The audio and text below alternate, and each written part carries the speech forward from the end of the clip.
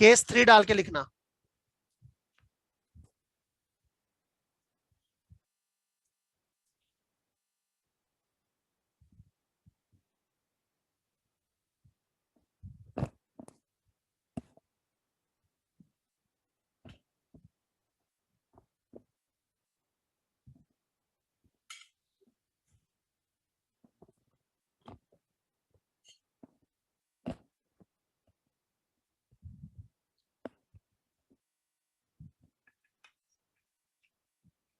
लिखो, till now we have discussed, till now we have discussed, till now we have discussed hedging, till now we have discussed hedging, till now we have discussed hedging only for a level change, till now we have discussed hedging only for a level change in the interest rates, only for a level change in the interest rate curve.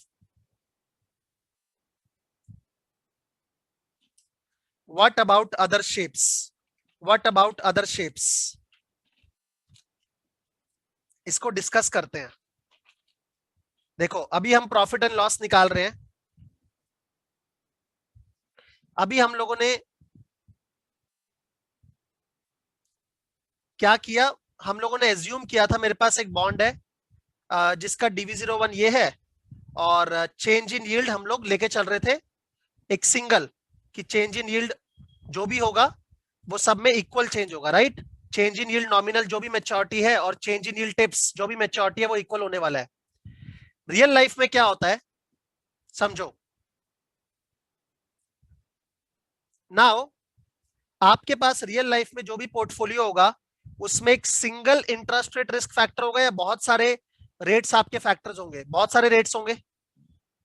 आपके पास जो भी portfolio होगा उसको आप map करते हो to some certain टेनर्स, इसको टेनर्स बोलते हैं, जो कि आपके रिस्क फैक्टर्स है। मतलब आपका एक रिस्क फैक्टर हो सकता है 0.5 ईयर का स्पॉट रेट, एक रिस्क फैक्टर हो सकता है 1 ईयर का स्पॉट रेट, एक रिस्क फैक्टर हो सकता है 3 इयर्स का स्पॉट रेट, एक रिस्क फैक्टर हो सकता है 5 इयर्स का स्पॉट रेट, एक रिस्क फैक्टर हो सकता है 10 इयर्स का स्पॉट रेट। ऐसे बहुत सारे रिस्क फैक्टर आपके होंगे। यस और नो, यस और नो, बहुत सारे रिस्क फैक्टर आपके होंगे, अलग अलग स्पॉट रेट्स। तो अगर मैं अपने पोर्टफोलियो को लेके चलूंगा और पोर्टफोलियो का पीएनएल निकालना है तो कैसे निकालूंगा? पोर्टफोलियो का PNL will be equal to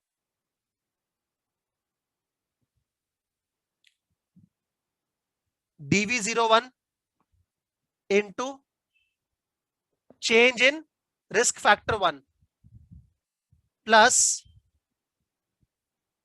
DV01, ये 1 है, ये 2 into change in risk factor 2 plus, in fact अगर आप ध्यान से देखो मुझे DV01 यूज ही नहीं करना चाहिए, मुझे KR01 यूज करना चाहिए, राइट। की रेट्स याद है ना, की रेट्स आपका हर एक मैच्योरिटी में, हर एक मतलब खाली 0.5 ईयर का स्पॉट रेट चेंज होने के कारण पोर्टफोलियो का वैल्यू कितना चेंज होता है, उसको DV01 बोलते हैं या KR01? KR01। DV01 तो क्या होता है, अगर सारे रेट्स पैरेलली शिफ्ट हुए ऊपर या नीचे तो बॉन्ड का वैल्यू कितना चेंज होगा। तो I should write KR01।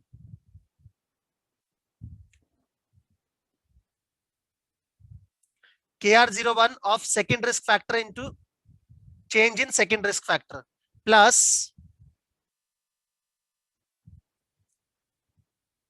KR01 of third risk factor into change in third risk factor। ये क्या है? ये रेट्स है, रेट्स कितना चेंज हुआ। सपोज ये आपका रेट हो गया 0.5 ईयर का स्पॉट रेट, ये आपका हो गया 1 ईयर का स्पॉट रेट, ये आपका हो गया 5 ईयर का स्पॉट रेट।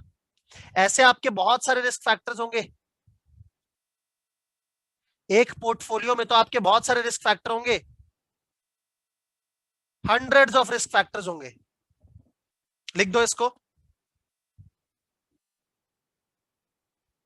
ऐसे आपके हंड्रेड्स ऑफ रिस्क फैक्टर्स होंगे।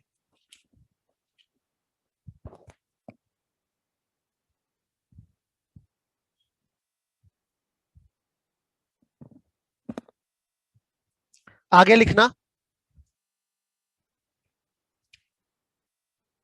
It is difficult to model the profit and loss. It is difficult to model the profit and loss with so many risk factors. It is difficult to model the profit and loss with so many risk factors, which makes the model highly complex. Which makes the model highly complex. आपका बहुत ही complex model हो जाएगा. Also, we know that all the risk factors are correlated with each other. Also, we know that all the risk factors are correlated with each other. ये सारे risk factors आपस में correlated हैं. Because अगर आपका 1 year का rate change होगा तो ऑब्वियसली 0.5 ईयर का तो चेंज होगा ही ना. एग्जैक्टली चेंज होगा कि नहीं वो बात नहीं कर रहा. कोरिलेटेड है या नहीं, कुछ ना कुछ कोरिलेशन तो होगा ही सारे रेट्स में. Also we know that all the risk factors are correlated. So why not reduce dimension? So why not reduce dimension from higher number of correlated risk factors? So why not reduce dimension from higher number of correlated risk factors? So why not reduce dimension from higher number of correlated risk factors into lower number of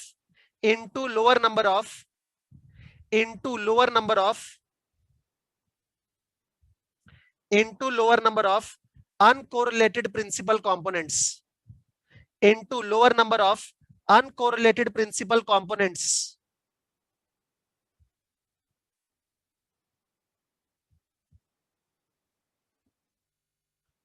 Into lower number of uncorrelated principal components, जिसको हम factor भी बोलेंगे, principal components या principal factors, where every factor is a function of these risk factors. Where every factor is a function of these risk factors in certain weights. Where every factor is a function of these risk factors in certain weights. क्या बोलना चाह रहा हूं मैं, यहां पर 100 तरह के रिस्क फैक्टर हैं. Change in R1, change in R2, change in R3, change in R100. ऐसे तो आपका प्रॉफिट एंड लॉस बहुत कॉम्प्लेक्स हो जाएगा. तो क्यों ना आप कुछ लोअर नंबर ऑफ फैक्टर्स में आओ और वो अनकोरिलेटेड रहे. देखो अगर कोई चीज कोरिलेटेड है तो इतने सारा लेने का क्या जरूरत है. अगर 100 फैक्टर्स आपस में कोरिलेटेड है तो 100 फैक्टर्स लेने का क्या जरूरत है. आप लोअर नंबर ऑफ फैक्टर्स लेके चलो ना. तो what we will do, we will take lower number of factors, जो कि आपस में अनकोरिलेटेड है.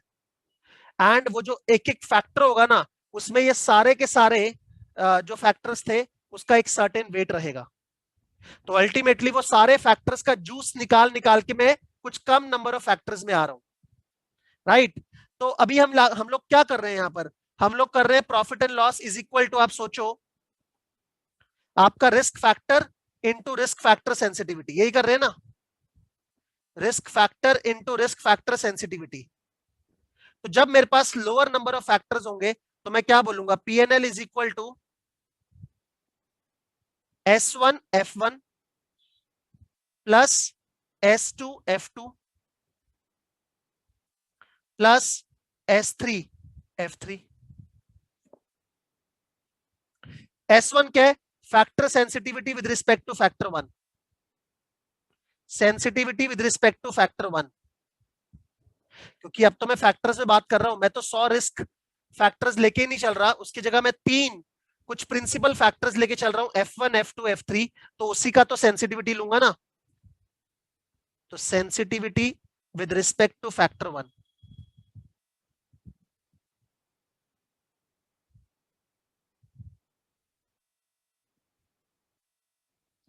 तो मैं क्या कर रहा हूं बेसिकली, आप सोचो मैं फैक्टर्स लेके चल रहा हूं कुछ. मैंने एक फैक्टर लिया F1. इस फैक्टर में मैंने क्या लिखा है कि सारे फैक्टर्स का कुछ ना कुछ वेट रहेगा. मतलब आपका चेंज इन R1 का वेट होगा, चेंज इन R2 का वेट होगा, चेंज इन R3 का वेट होगा, चेंज इन R100 का वेट होगा। कुछ ना कुछ वेट्स रहेंगे आपके, और एक फैक्टर बन गया, एक फैक्टर बन गया F1, वैसा ही एक फैक्टर बन गया F2, वैसा ही एक फैक्टर बन गया F3। अब ये जो फैक्टर्स थे ना सारे चेंज इन रेट्स वाले, ये कोरिलेटेड थे, बट ये जो मैं 3 फैक्टर्स लेके चलूंगा वो क्या होंगे, अनकोरिलेटेड होंगे। ऐसा मैं बता रहा हूं, अभी प्रूफ करूंगा, अभी प्रूफ करूंगा। और फिर प्रॉफिट क्या होगा, अगर आप ये रिस्क फैक्टर ले रहे थे तो ये रिस्क फैक्टर इनटू उसका सेंसिटिविटी। अब अगर आप ये फैक्टर ले रहे हो तो आपको उसी का सेंसिटिविटी लेना ना, sensitivity with respect to factor 1। ये क्या होगा, sensitivity with respect to factor 2। ये क्या होगा, sensitivity with respect to factor 3। यहां तक सबको क्लियर है, यहां तक सबको क्लियर है, यस और no?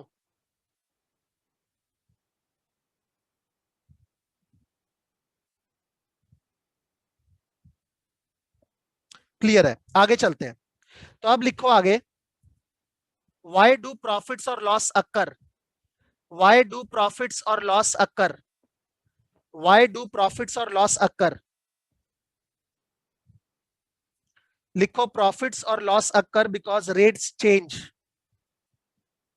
profits or loss occur because rates change। what are the main patterns, what are the main patterns in which rates change, what are the main patterns in which rates change? क्या क्या pattern से आपके rates change होते हैं? आपका एक interest rate term structure होगा, suppose आपका टर्म स्ट्रक्चर है लाइक दिस, राइट? क्या क्या पैटर्न से रेट चेंज होंगे, या तो सारी मैच्योरिटी के रेट्स क्या होंगे, पैरेलल शिफ्ट, राइट? या ऐसा हो सकता है कि शॉर्ट टर्म में, शॉर्ट टर्म में रेट्स इंक्रीज हो और लॉन्ग टर्म में रेट्स डिक्रीज हो। या ऐसा हो सकता है शॉर्ट टर्म में रेट डिक्रीज हो, इंक्रीज हो, लॉन्ग टर्म में रेट इंक्रीज हो और मीडियम टर्म में रेट डिक्रीज हो। यह आपका ओरिजिनल कर्व है, this is your original curve, this is your original curve. यह आपका ओरिजिनल कर्व है। 3 तरह की शेप्स हो सकती हैं, या तो के सारे फैक्टर्स आपके पैरेलल शिफ्ट होंगे जो कि ब्लैक लाइन है, या आपके शॉर्ट टर्म में रेट्स बढ़ेंगे, लॉन्ग टर्म में गिरेंगे जो कि रेड लाइन है, या शॉर्ट टर्म और लॉन्ग टर्म के रेट्स बढ़ेंगे और मीडियम टर्म के रेट्स गिरेंगे जो कि ग्रीन लाइन है। ये 3 तरह के पैटर्न्स हो सकते हैं, वही मेरे 3 फैक्टर्स होने वाले हैं। समझाऊंगा कैसे, अभी डेटा पे भी दिखाऊंगा। तो लिखना एक बारी, why do profit or loss occur because rates change, what are the main patterns in which rates change? लिखो पॉइंट नंबर 1, पैरेलल शिफ्ट जो कि ब्लैक लाइन है, पैरेलल शिफ्ट, ब्रैकेट में लिख देना लेवल चेंज, लेवल ही चेंज हो गया ना पूरा कर्व का, पैरेलल शिफ्ट ब्रैकेट में लिखना लेवल चेंज। दूसरा लिखो change in slope, change in slope,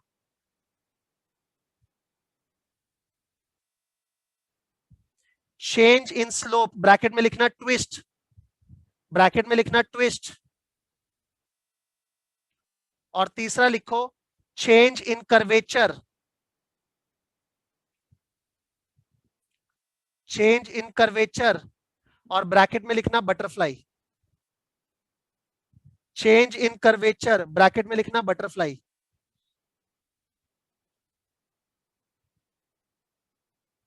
parallel shift, change in slope और चेंज इन कर्वेचर, 3 तरह के पैटर्न्स से रेट्स चेंज हो सकते हैं। ये 3 प्रोमिनेंट है, और भी बहुत हो सकते हैं, बट ये 3 प्रोमिनेंट है। या तो पैरेलल शिफ्ट होगा, या स्लोप चेंज होगा, या कर्वेचर चेंज हो जाएगा, उसको बटरफ्लाई शिफ्ट भी बोलते हैं। ठीक है, हम लोग बात क्या कर रहे हैं, हम लोग बात कर रहे हैं 100 रिस्क फैक्टर्स की जगह कुछ 3 प्रिंसिपल फैक्टर्स लेके चलते हैं जो आपस में अनकोरिलेटेड है। और पीएनएल सिंपल होगा, sensitivity into factor, sensitivity into factor, sensitivity into factor. But ये फैक्टर्स है क्या, उसके लिए हम लोग डिस्कशन स्टार्ट किए। हम लोग बोल रहे हैं आपका जो प्रॉफिट एंड लॉस क्यों होता है, बिकॉज आपके रेट्स चेंज होते हैं। किस किस पैटर्न से रेट चेंज हो सकते हैं? तो 3 पैटर्न से रेट चेंज हो सकते हैं। पैरेलल शिफ्ट हो सकता है, स्लोप चेंज हो सकता है, या कर्वेचर चेंज हो सकता है। पैरेलल शिफ्ट में मतलब लिखना, देखो अगर पैरेलल शिफ्ट है, मैं अब ऐसा मानूंगा कि मेरा फैक्टर 1 क्या होने वाला है? Parallel shift, factor 2 change in slope, और फैक्टर 3 चेंज इन कर्वेचर। लिखना, पैरेलल शिफ्ट लिखो, हेडिंग डाल के उसके अंदर लिखो if there is a 1 unit change in factor 1, because मैं पैरेलल शिफ्ट फैक्टर 1 को बोल रहा हूं। if there is a 1 unit change in factor 1, all the rates will change about by same amount. All the rates will change by same amount, but by what amount? But by what amount? That is given by weight. But by what amount? That is given by weight. Bracket में लिखना factor loadings, factor loadings, factor loadings, factor loadings. मैं क्या बोल रहा हूं? देखो पहला factor अगर मैं पैरेलल शिफ्ट मान रहा हूं, तो पैरेलल शिफ्ट मानने का मतलब क्या हुआ? अगर ये फैक्टर 1 यूनिट से चेंज होगा, तो पैरेलल शिफ्ट का मतलब क्या होता है? सारे के सारे रेट्स सेम अमाउंट से चेंज होंगे, तभी तो पैरेलल शिफ्ट मानोगे ना आप, तभी तो आप पैरेलल शिफ्ट मानोगे। अगर आपका फैक्टर 1 यूनिट से चेंज होगा, तो सारे के सारे रेट सेम अमाउंट से चेंज होंगे। सेम मतलब जितना चेंज इन R1 होगा उतना ही चेंज इन R2 होगा, उतना ही चेंज इन R3 होगा। बट कितना होगा चेंज इन R1, वो आपको बताएगा वेट्स, वो आपको बताएगा वेट्स। क्योंकि मैंने ऊपर में आपको क्या लाइन लिखवाई कि फैक्टर 1 क्या है? फैक्टर 1 ये सारे के सारे रिस्क फैक्टर्स को, चेंज इन रेट्स को एक सर्टेन वेट के अंदर लेगा। हम लोगों ने एक लाइन लिखी थी ना, where every factor is a function of these risk factors in certain weights. ये फैक्टर 1 सारे रिस्क फैक्टर का जूस निकाल के बनेगा, राइट? तो ये वेट्स हमें बताएंगे कि अगर फैक्टर 1 यूनिट से चेंज होगा, तो ये सारे रेट्स कितने से चेंज होंगे। हाँ ये पता है कि सारे रेट्स इक्वल से चेंज होंगे, बट इक्वल कितना? 0.4, 0.8, 0.9 कितना, वो आपको वेट्स बताएंगे, राइट? दूसरा लिखो slope change, slope change. if there is a 1 unit change in factor 2, if there is a 1 unit change in factor 2, short rates will decrease by some amount. Short rates decrease होंगे या increase होंगे, जैसे मर्जी हो सकता है। लिखो short rates will increase by some amount, short rates will increase by some amount, while long rates decrease by some amount. Short rates will decrease by some amount, increase by some amount, while long rates will decrease by some amount. क्योंकि मेरा short rate बढ़ रहा है, long rate गिर रहा है, तभी तो चेंज इन स्लोप होगा। तो short rate will increase by some amount और long rates will decrease by some amount. But by what amount? But by what amount? But by what amount? Given by weight, given by weight. But by what amount? Given by weight.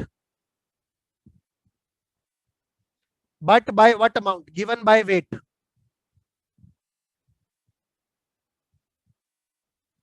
Given by wait.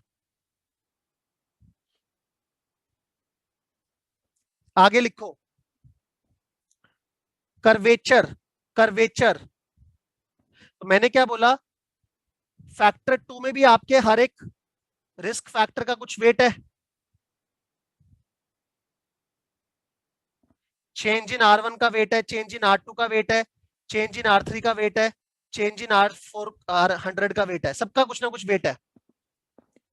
अगर factor 2 1 unit से change होगा, तो जो short के rates है ना वो तो बढ़ेंगे, और जो लॉन्ग मेच्योरिटी के रेट्स है वो गिरेंगे। बट कितना गिरेंगे? That will be given by weights. अभी हम लोग डिस्कस करेंगे वेट्स कैसे निकालते हैं। आगे लिखो curvature, curvature. if there is a 1 unit change in factor 3, if there is a 1 unit change in factor 3, if there is a 1 unit change in factor 3, short and long rates will increase by some amount, short and long rates will increase by some amount, while medium term rates decrease by some amount. Short and long rates will increase by some amount, while medium term rates will decrease by some amount. But by what amount? But by what amount? Given by weights. मतलब factor 3 में भी हर एक risk factor के wait है।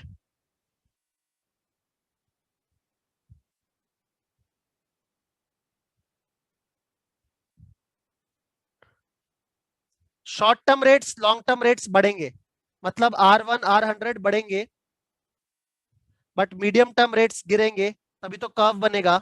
लेकिन कितना बढ़ेंगे या कितना गिरेंगे given by weights, right? Is that clear? आगे लिखो, how to calculate these weights, how to calculate these weights. तो हम लोग बोल क्या रहे हैं, ये वेट्स ही हमें निकालने हैं। वेट्स अगर मैं निकाल लूंगा तो मेरे फैक्टर्स आ जाएंगे, और अगर फैक्टर आ गए तो फैक्टर इनटू उसका सेंसिटिविटी करेंगे तो प्रॉफिट एंड लॉस आ जाएगा। बट अब मुझे 100 रिस्क फैक्टर्स की जगह सिर्फ 3 रिस्क फैक्टर्स के साथ काम करना है। और वो 3 रिस्क फैक्टर क्या डिस्क्राइब कर रहे हैं कि कर्व कैसे कैसे चेंज हो सकता है, पैरेलल शिफ्ट हो सकता है, या स्लोप हो सकता है चेंज, या कर्वेचर चेंज हो। पैरेलल शिफ्ट अगर हुआ तो वन फैक्टर अगर 1 यूनिट से चेंज होगा, सारे के सारे रेट्स सेम से चेंज होंगे, बट कितने से वो आपको वेट बताएगा। अगर फैक्टर 2 चेंज हुआ 1 यूनिट से, तो शॉर्ट टर्म रेट्स बढ़ेंगे, लॉन्ग टर्म रेट्स गिरेंगे, बट कितने से वो आपको वेट्स बताएगा। और अगर फैक्टर 3 चेंज होगा 1 यूनिट से, तो शॉर्ट टर्म और लॉन्ग टर्म रेट्स बढ़ेंगे, बट मीडियम टर्म रेट्स गिरेंगे, बट कितने से वो आपको वेट बताएगा।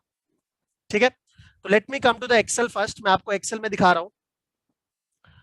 यहां मेरे पास एक डेटा है। इस डेटा में मैंने 100 रेट्स नहीं लिए, वो दिखाना बहुत मुश्किल हो जाता। मैंने सिंप्लिसिटी के लिए 5 रेट्स लिए हैं।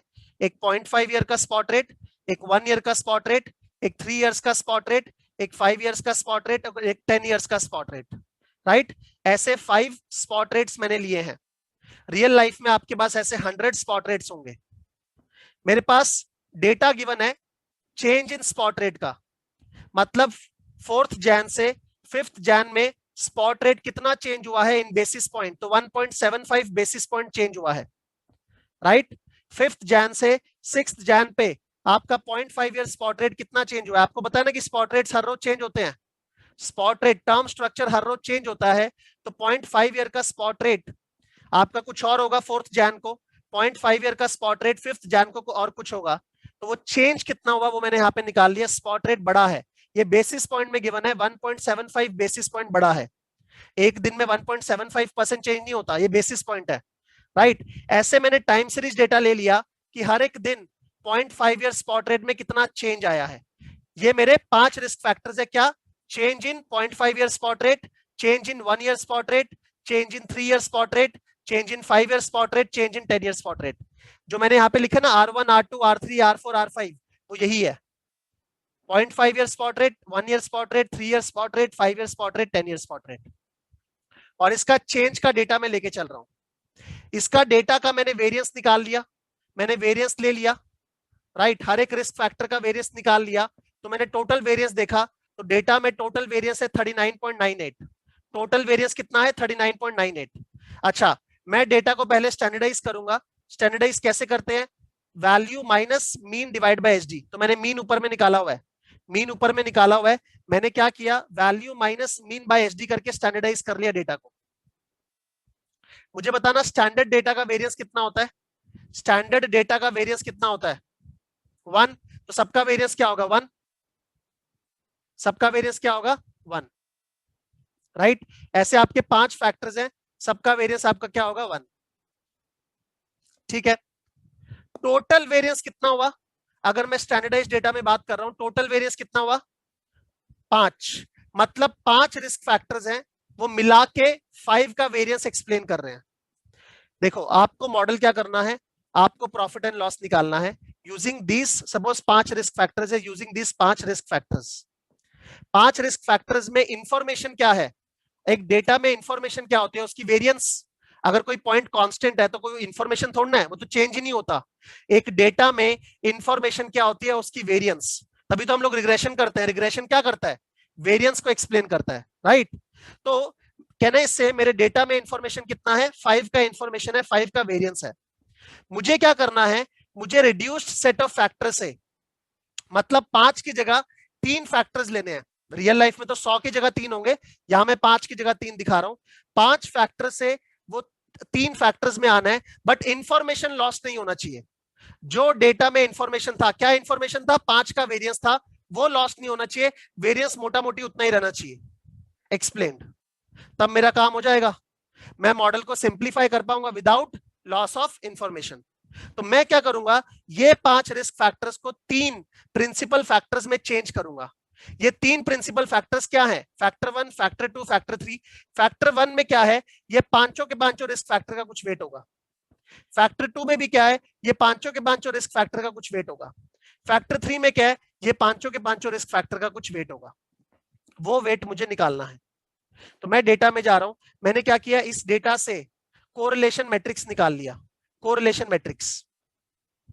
ठीक है, डायगनली आपको क्या दिख रहा है, 1 1 1, बिकॉज खुद का खुद के साथ कोरिलेशन इज 1।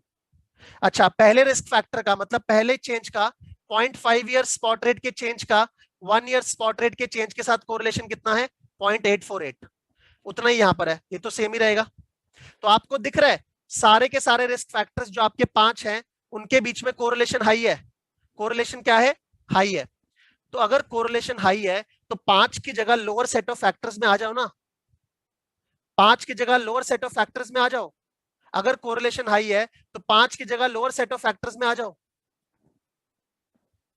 तो हम क्या करेंगे यहां पर, अब मुझे वेट्स निकालने हैं, मैं यहां पर लेके चल रहा हूं।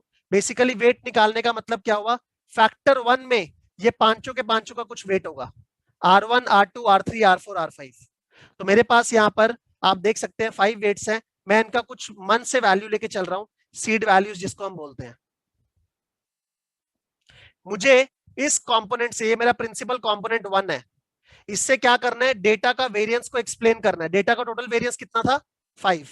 स्टैंडर्डाइज डेटा का वही वेरिएंस मुझे एक्सप्लेन करने की कोशिश करनी है with only 1 factor, principal component 1।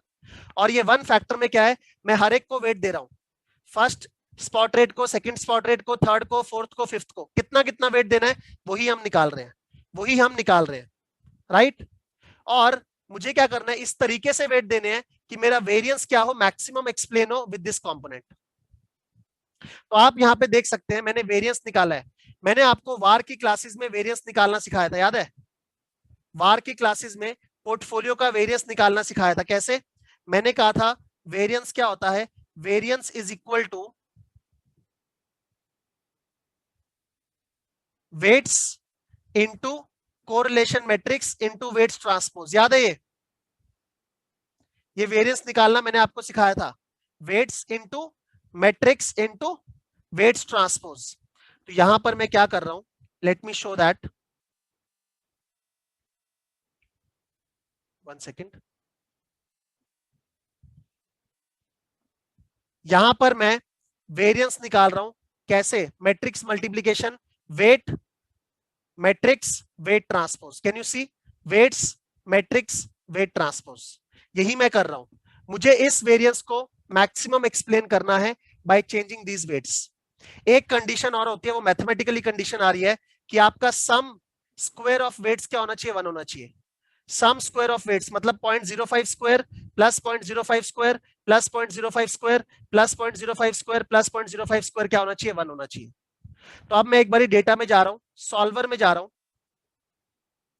Data में जा रहा हूं, सॉल्वर में मुझे इस वेरिएंस एक्सप्लेन को मैक्सिमाइज करना है बाय चेंजिंग दीज वेट्स। और मुझे कंस्ट्रेंट ऐड करना है, क्या कंस्ट्रेंट ऐड करना है, कि मेरा सम स्क्वायर ऑफ वेट्स किसके इक्वल होना चाहिए, 1 के। Okay, solve. जैसे मैं सॉल्व करूंगा मुझे वेट्स मिल जाएंगे कि हर एक रिस्क फैक्टर में कितना कितना वेट है फैक्टर 1 का। फैक्टर 1 बोल लो या PC1 बोल लो। आप एक चीज देख रहे हो, मेरा टोटल वेरिएंस था डेटा का 5, मैंने एक फैक्टर लिया 3.8 तो एक्सप्लेन भी कर दिया।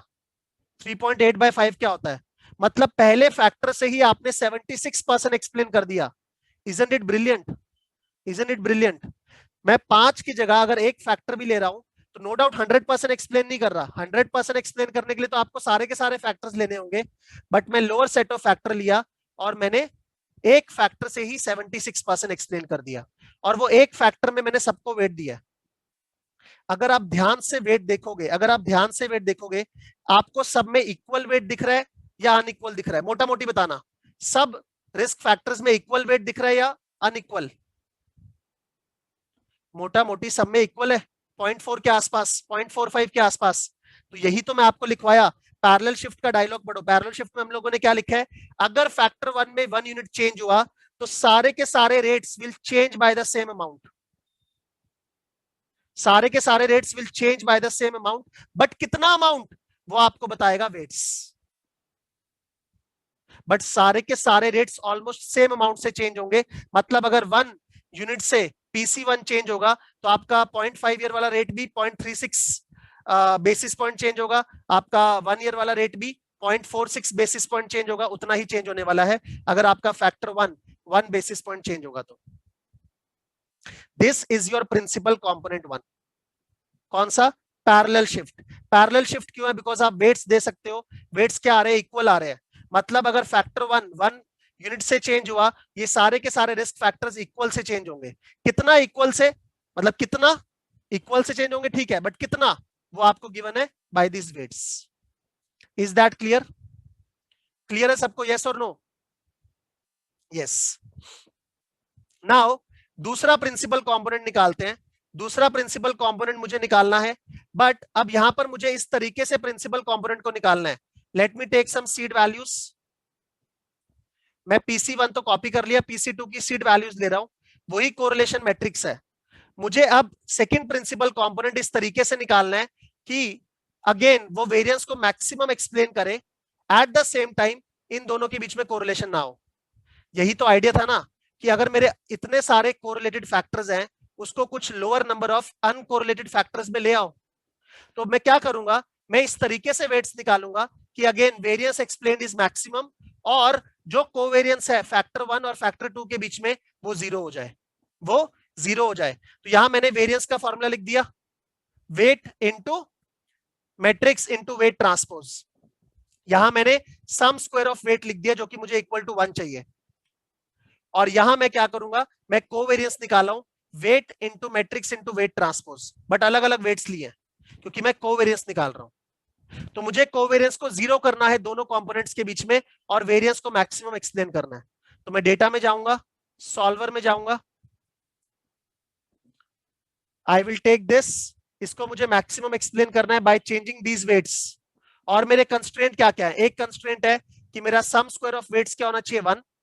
और दूसरा कंस्ट्रेंट है मेरा कोवेरिएंस जो कि B12 में है वो 0 होना चाहिए। राइट? सॉल्व।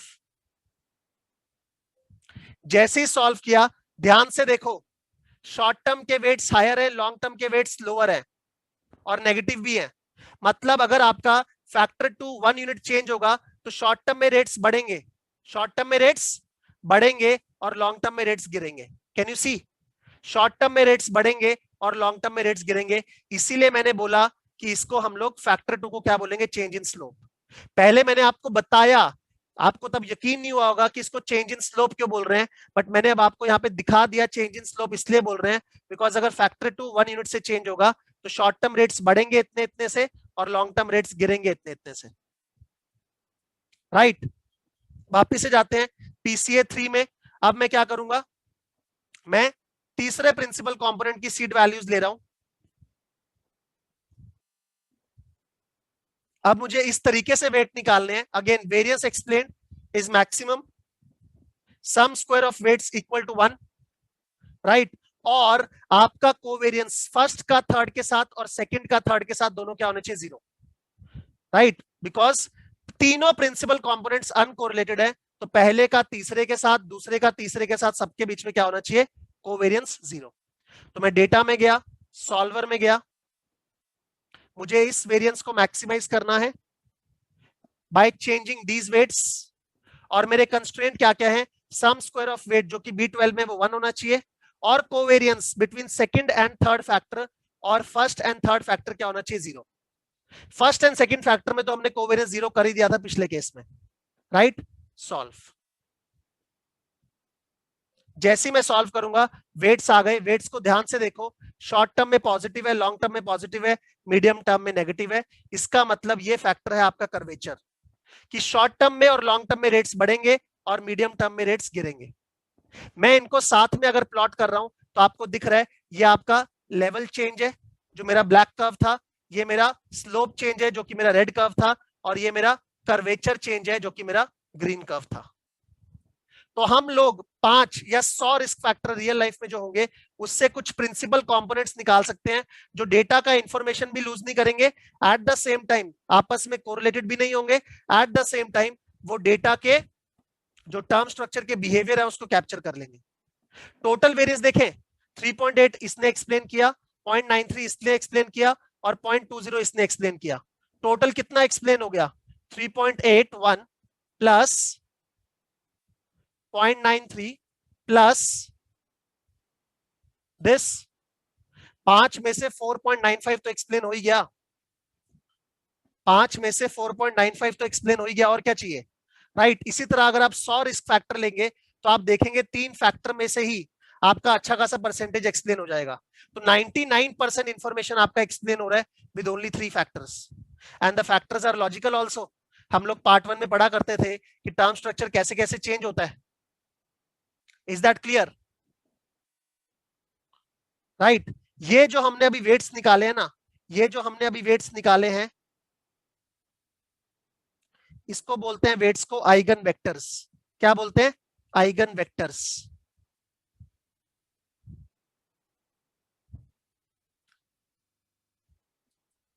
और कितना कितना वेरिएंस हर एक कंपोनेंट ने एक्सप्लेन किया है उसको बोलते हैं आइगन वैल्यूज। क्या बोलते हैं? Eigen values. राइट। तो अगर मैं इक्वेशन लिखना चाहूं तो अब मैं लिख सकता हूं, लिखो, फैक्टर 1 इज इक्वल टू,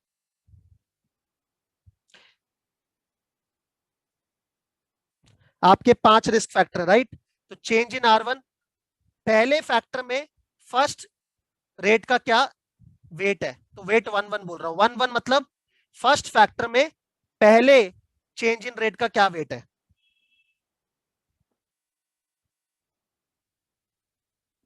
पहले फैक्टर में 1 में सेकंड रिस्क फैक्टर का क्या वेट है।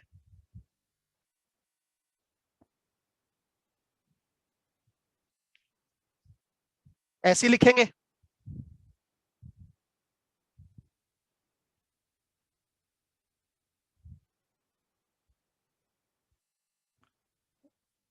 राइट।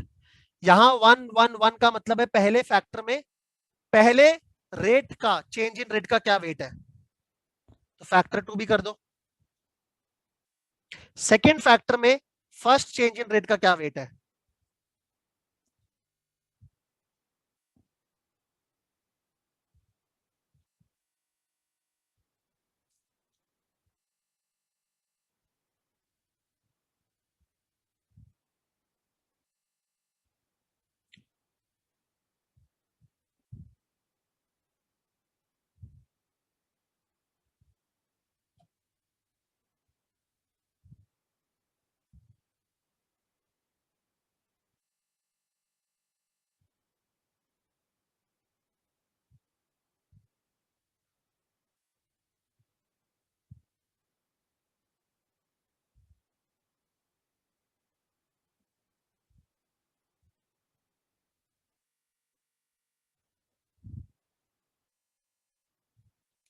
मुझे बताना 3 फैक्टर्स में कितने वेट्स हो गए टोटल, कितने वेट्स हो गए? 15। राइट। 15 वेट्स, यही मेरे 15 वेट्स मैंने यहाँ पे निकाल लिए हैं, 1 5। इसको बोलते हैं आइगन वेक्टर्स। क्या बोलते हैं? Eigen vectors. अब मुझे करना क्या है, मेरे फैक्टर तो निकल गए, बट अब मुझे पीएनएल निकालना है।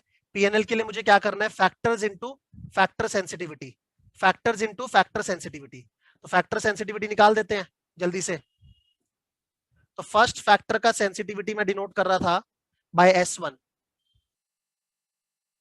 कैसे निकालेंगे?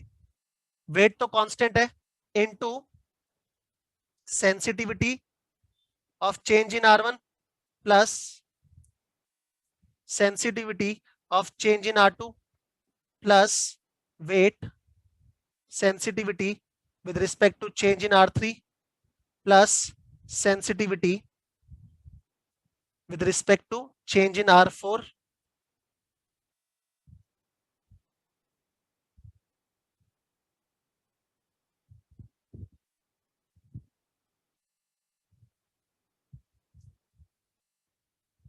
ये सेंसिटिविटी मुझे लेके चलनी है। सेंसिटिविटी क्या होती है with respect to change in R1 बताना। KR KR011 KR012 KR013 KR014 KR015 ये की रेट्स तो आपको पता ही होंगे आपके पोर्टफोलियो में हर एक रेट के लिए क्या की रेट एक्सपोजर है वो आपके पास होगा, या पार्ट 1 में पढ़ के भी आते हैं कैसे निकालते हैं KR01। ठीक है, तो मैं एक्सेल में जा रहा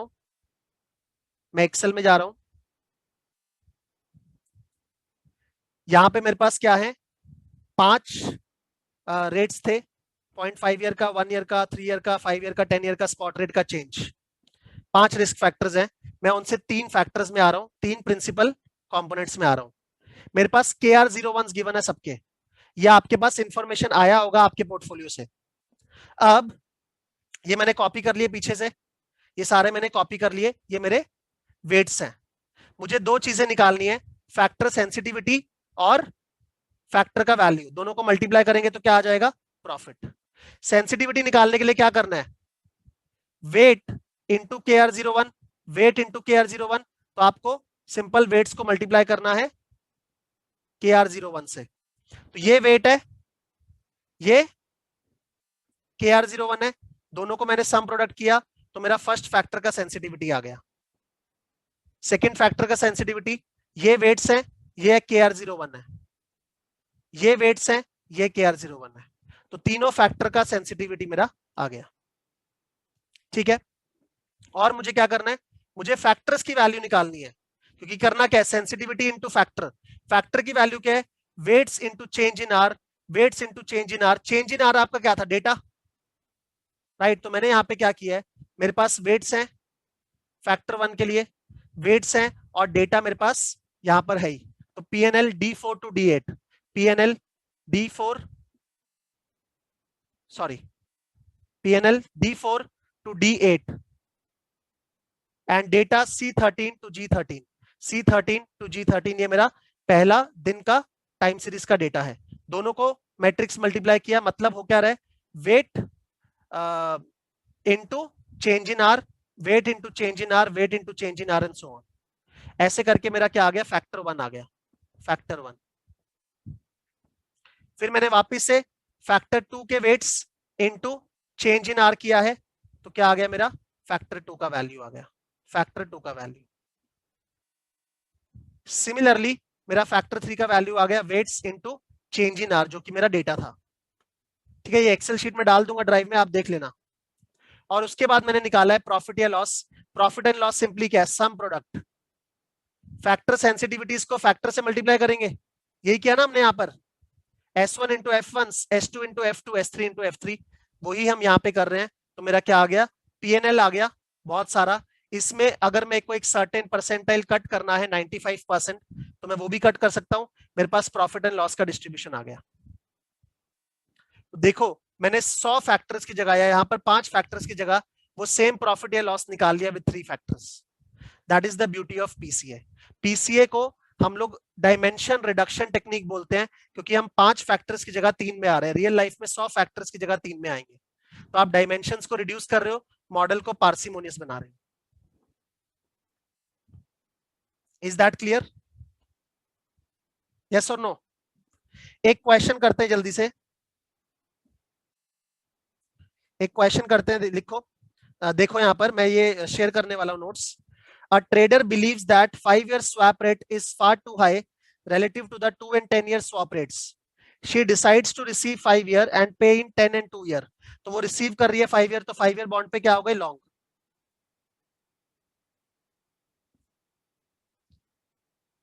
एंड 2 एंड 10 ईयर पे क्या हो गए short. The tables below give the par swap rates and DV01 of the swaps of the relevant terms. Compute the 5-year hedging ratio of DV01. आपको बेसिकली फेस वैल्यू निकालनी है, face value निकालनी है कि कितना कितना इन्वेस्ट करें 2 year और 5 ईयर में। ठीक है, इसका फेस वैल्यू मान के चलो $100 मिलियन। जो कोर पोजीशन है आपकी 5 ईयर की, उसमें $100 मिलियन का एक्सपोजर मान लो। टर्म्स गिवन है, DV01 गिवन है, प्रिंसिपल कंपोनेंट्स का रिजल्ट गिवन है, लेवल, स्लोप और शॉर्ट रेट। यहां पे आपको दिख रहा है लेवल, स्लोप और शॉर्ट रेट। ये क्या चीज गिवन है आपको? What is this given? ये वेट्स गिवन है, क्या गिवन है?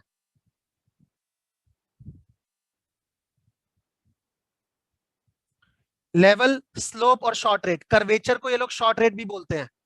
लेवल, स्लोप और शॉर्ट रेट निकालना क्या है अपने को? फेस वैल्यू निकालना है 2 ईयर का और 10 ईयर बॉन्ड का। लिखो एक बारी क्वेश्चन, इसमें कॉपी में लिख दो। Compute the face value of 2 year and 10 year bond.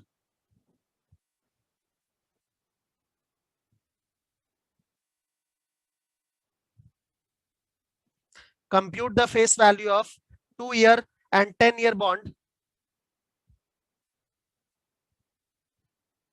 assuming that the exposure to level change and slope change is neutralized. Assuming that the exposure to level change and slope change is neutralized.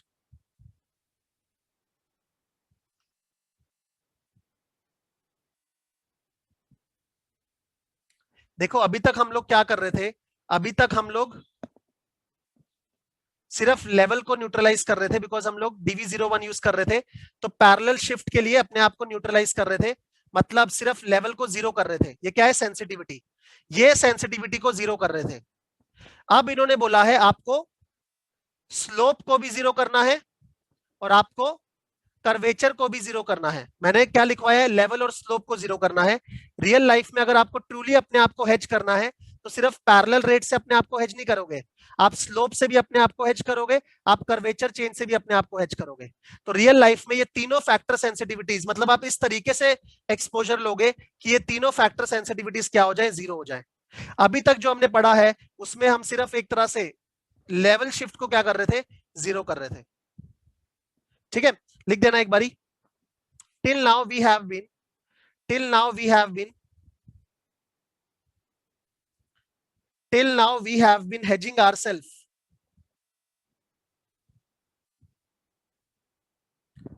till now we have been hedging ourselves to only the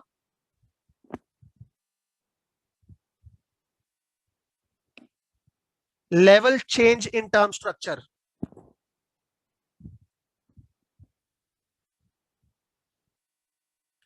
But this question asks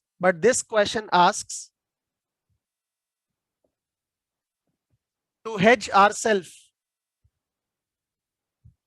But this question asks to hedge ourselves from level and to hedge ourselves from level as well as slope change.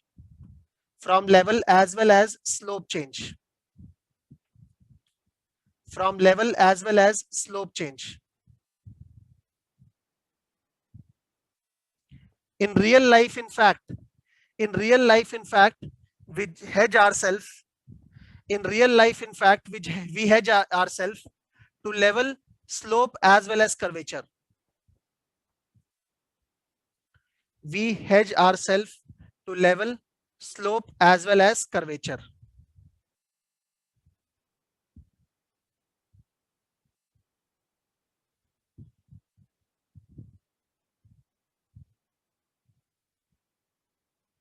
ठीक है, तो अगर मुझे level उसको अपने आप को hedge करना है तो फैक्टर सेंसिटिविटीज को क्या करना होगा? जीरो। फैक्टर सेंसिटिविटी कैसे निकलता है? Weights into KR01।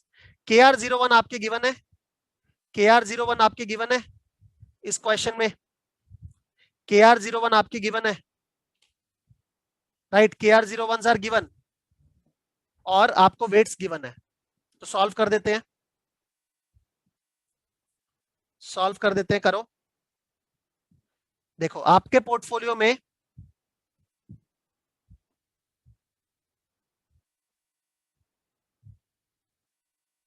पहले लेवल का बात करते हैं। आप किस में लॉन्ग हो? 5 ईयर में। तो 5 ईयर में अगर आप लॉन्ग हो तो positive face value of 5 year into DV01 of 5 year, ये minus by 100 into weight. Weight कितना है 5 ईयर का? 6.76। राइट, बिकॉज फैक्टर सेंसिटिविटी कैसे निकलती है? वेट इंटू KR01 को मल्टीप्लाई करके। राइट, अभी हमने निकाला ना फैक्टर सेंसिटिविटी, कैसे निकाली है? Sensitivity of rates into wait करके। वेट हमारे लेवल चेंज में गिवन है।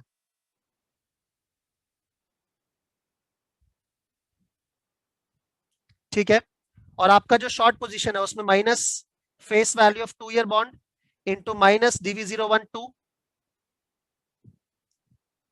Into 5.27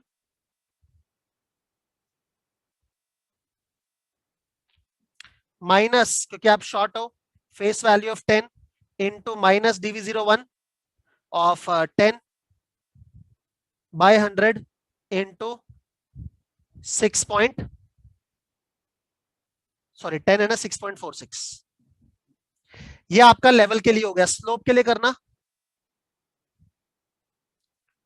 FV5 into minus DV01 5 by 100 into minus 3.18, sorry into minus 1.64 minus FV2 into minus DV012 by 100 into minus 3.18 minus FV10 into minus DV01 10 by 100 into 0.17। ये zero करना है, ये zero करना है। आपके पास FV5 available है, DV01 सबके available है। क्या चीज अवेलेबल नहीं है? FV2 FV10। दो इक्वेशंस है, दो अननोन्स है, सॉल्व कर सकते हो। दो इक्वेशंस है, दो अननोन्स है, सॉल्व कर सकते हो। दो इक्वेशंस है, दो अननोन्स है, सॉल्व कर सकते हो। राइट, आपको FV5 लेके चलना है $100 मिलियन। तो दो इक्वेशन है, दो अननोन्स है, सॉल्व कर लेना घर में, आपका क्या आ जाएगा? आंसर आ जाएगा। तो हम लोग अपने आइडिया को एक्सटेंड कर रहे हैं, जहां पर सिर्फ अपने आप को लेवल अगेंस्ट हेज नहीं कर रहे हैं, but level as well as slope. Is that clear? ये पीसी का वोलेटिलिटी क्या होता है, प्रिंसिपल कंपोनेंट का वोलेटिलिटी क्या होता है? सिंपल देखो, मैंने यहां पर हर एक फैक्टर निकाला, हर एक फैक्टर निकाला, उसके बाद मैं फैक्टर को फैक्टर सेंसिटिविटी से मल्टीप्लाई कर रहा हूं, तो पीएनएल का डिस्ट्रीब्यूशन आ रहा है। मैं हर एक फैक्टर का वेरियंस भी तो निकाल सकता हूं, variance of each factor. Right, और इसका स्क्वायर रूट ले लूंगा, तो उसको बोलते हैं प्रिंसिपल कंपोनेंट वोलेटिलिटी। क्या बोलते हैं? Principal component volatility.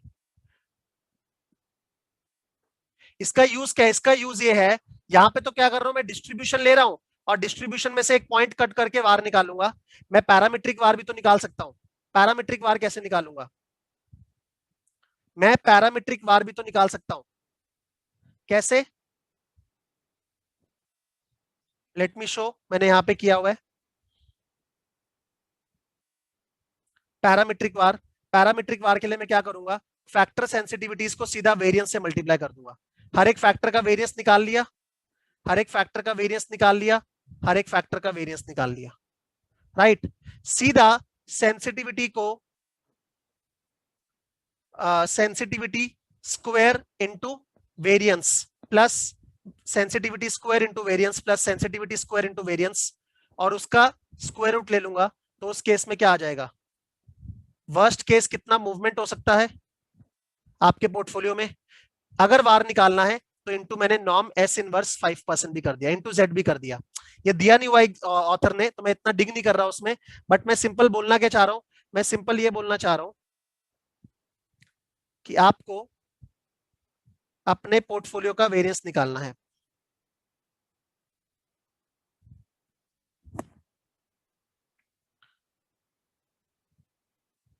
Is equal to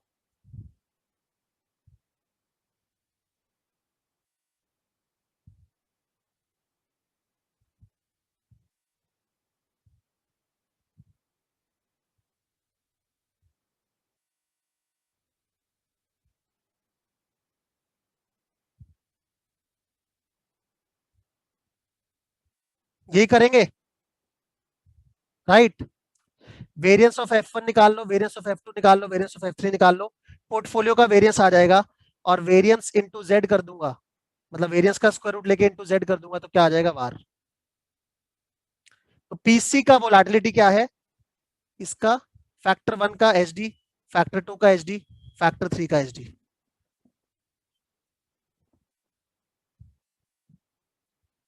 right, वो हमें क्वेश्चन में गिवन है, ऑल्दो इसके ऊपर क्वेश्चन आएगा नहीं बिकॉज ये लर्निंग आउटकम में नहीं है, बट मैंने बता दिया पीसी का वोलेटिलिटी होता क्या है। ठीक है, तो थोड़ा सा टफ है प्रिंसिपल कंपोनेंट, बट मैंने आपको एक्सेल में दिखा दिया, मैं ये एक्सेल शीट शेयर कर दूंगा, और हमने क्वेश्चंस भी कर लिए। एक क्वेश्चन बाकी था अपने बुक में से, वो क्वेश्चन भी जल्दी से कर लेते हैं। लास्ट क्वेश्चन है, according to Tuckman, each of the following is true about principal component analysis except which is false. PCA is useful as an empirical description of the behavior of term structure that is multi-factor but can be applied across all bonds. Yes, आपको behavior तो बता रहा है कि parallel shift, slope change, curvature. The first three components are level, slope and short rate will tend to explain the majority. ये हमने देखा कि 90% से ज्यादा तीन फैक्टर्स ही एक्सप्लेन कर देंगे, तो आपको 100 फैक्टर्स के साथ काम करने का जरूरत नहीं है। The number of components in a PC analysis required will scale roughly with the portfolio size. Wrong. बोल रहे पोर्टफोलियो बड़ा है तो आपको फैक्टर ज्यादा लेने पड़ेंगे, नहीं, फैक्टर का पोर्टफोलियो से तो मतलब ही नहीं है साइज से। आप 100 करोड़ इन्वेस्ट करो, 500 करोड़ करो, फैक्टर्स तो आपका जितना मैक्सिमम वेरिएंस को एक्सप्लेन कर पाए आप उतने फैक्टर्स लेके चलोगे, तो it has nothing to do with the portfolio size. This is wrong. The qualitative shape of the USD level principal component did change after the financial crisis. तो बोल रहे जो लेवल था ना, अभी जो हमने वेट्स देखे वो चेंज हो गए थे क्राइसिस के बाद, अभी हमारे 0.5 के 4.5 के आसपास थे, वो बढ़ गए थे या गिर गए थे, बट वो चेंज हुए थे। तो ये एक एम्पेरिकल ऑब्जर्वेशन है, इतना इंपॉर्टेंट नहीं है, बट यहाँ पर ये गलत है, बोल रहा है कंपोनेंट्स विल स्केल रफली with the portfolio size. Wrong, जितना अच्छे से एक्सप्लेन कर पाएगा वेरिएंस को उतने कंपोनेंट्स हम लेके चलेंगे, पोर्टफोलियो साइज से कोई मतलब नहीं है। ठीक है, तो ये चैप्टर हमारा कंप्लीट हो गया मार्केट रिस्क का, इसका रिकॉर्डिंग आपके साथ शेयर हो जाएगा। ठीक है, thank you very much. Next session कब है मैं आपको इन्फॉर्म कर दूंगा timely, I will inform you. Thank you.